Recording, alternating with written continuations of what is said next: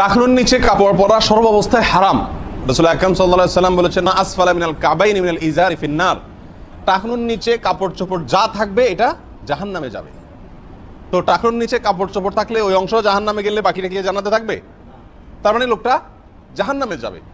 অতএব টাকনুর নিচে কাপড় চোপড় পরা, উপরের দিক থেকে যে সমস্ত কাপড় চোপড় মানুষ পরে, তো এই ধরনের কাপড় চোপড় টাকনুর নিচে গেলে, সেটা লুঙ্গি হোক, আপনার পায়জামা হোক, প্যান্ট হোক, চাদর হোক, জুব্বা হোক, এগুলো টাকনুর নিচে গেলে সেটা হারাম। এখন নামাজের সময় অনেক ভাইকে আমরা দেখি যে প্যান্ট তারা গোটায়া তারপর নামাজ পড়েন, আবার নামাজ শেষ হয়ে গেলে ওটা ছেড়ে দেন। তো এর ভিত্তি কতটুকু? এর উত্তর হলো যে নামাজের সময় বলে কোনো কথা নাই, বরং 24 ঘন্টার জন্যই এই বিধানটি প্রযোজ্য। টাকনুর নিচে কোনো কাপড় চোপড় পরা যাবে না। যেগুলো শুধুমাত্র নিচ থেকেই পরা যায়, উপর থেকে পরা যায় না, যেমন মুজা, সেটা ঠিক আছে, টাকনুর নিচেই থাকবে ওটা।